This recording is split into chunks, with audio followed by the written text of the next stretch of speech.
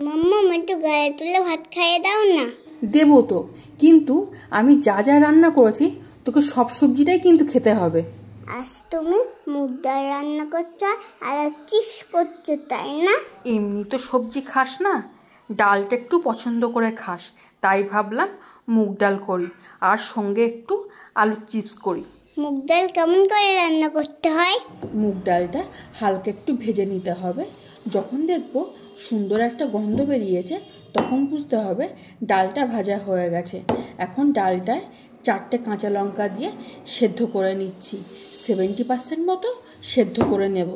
এবার কড়াইতে 30 ml মতো সর্ষের তেল দিয়ে তাতে 2টো শুকনো লঙ্কা এবং কয়েকটা গোটা জিরে ফোড়ন দিয়ে দিচ্ছি 5 থেকে 6টা থেতো করা রসুনের কোয়া। একটু নাড়াচাড়া করে দিয়ে দিচ্ছি সেদ্ধ করে রাখা মুগ ডালটা। লবণ আর হলুদটা দিতেই তো ভুলে গেলে। এই দেখ দিয়ে দিয়েছি। লবণ আর হলুদটা দিয়ে একটু নাড়াচাড়া করে দিয়ে দিচ্ছি ফুটিয়ে রাখা জল।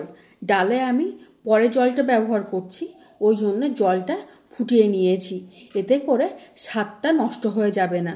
ডালটা একটু পাল্টা করবে কিন্তু। হ্যাঁ রে, তোর ডালটা একটু পাল্টা করেই করছি, জানি তুই পাল্টা ডাল ভালোবাসিস। ব্যাস, ডালটা 2 মিনিট মতন ফুটিয়ে নিয়ে নামিয়ে নিয়েছি। আবার কি করছো? বললাম না একটু আলুর চিপস করব, সেটা করে নিই এবার তোর পাল্টা ডালের জন্য। আলুর চিপস করার জন্যে আলুর খোসাগুলো ছাড়িয়ে নিয়ে আলুগুলোকে ঝিরিঝিরি করে কেটে নিয়ে 4 থেকে 5 বার খুব ভালো করে ধুয়ে নিয়েছি, তা না হলে আলু ক্রিস্পি হবে না। তোমার চুপড়িতে একটু খেলতে দেবে তো? হ্যাঁ দেবো তো, আমার রান্নার জিনিস তোর খেলনার জিনিস না, তাই দেবো তোকে খেলতে। আলুগুলো থেকে ভালো করে জল ঝরিয়ে নিতে হবে, তার জন্য আলুগুলো চেপে চেপে আলুগুলো থেকে জল বার করে নিচ্ছি। এরপর একটা টিস্যু পেপার বিছিয়ে নিয়ে আলুগুলো তার উপর ছড়িয়ে দিচ্ছি, তার উপর থেকে একটা টিস্যু পেপার দিয়ে চেপে চেপে আলুর মধ্যে যে জলগুলো আছে সেগুলোকে শুকিয়ে নিচ্ছি। এরপর এভাবেই 10 মিনিট রেখে দেব, ততক্ষণে আলু ভাজার জন্যে তেলটা গরম করে নিচ্ছি। তেলটা গরম হয়ে গেলে এবার আলুগুলো তেলের মধ্যে ছেড়ে দিচ্ছি। আলুগুলো ভাজার সময় অবশ্যই গ্যাসের ফ্লেমটা মিডিয়ামে রাখতে হবে।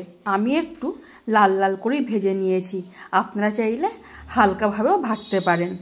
কুড়মুড়ে আলু ভাজা হচ্ছে, এর সঙ্গে একটু বাদাম দেব না, তাহলে কি হয়, একটু চিনে বাদামও ভেজে তুলে নিচ্ছি। বাদামগুলো ভাজতে মোটামুটি 1 মিনিট মতন সময় লাগবে। প্রথম দিকটা একটু নরম থাকবে, ঠান্ডা হয়ে গেলে শক্ত হয়ে যাবে। আমাকে একটু বাদাম দাও না। দাঁড়া, একটু ঠান্ডা হতে দে, গালটা না হয়তো পুড়ে যাবে। আবার সেই কারি পাতা দিচ্ছ?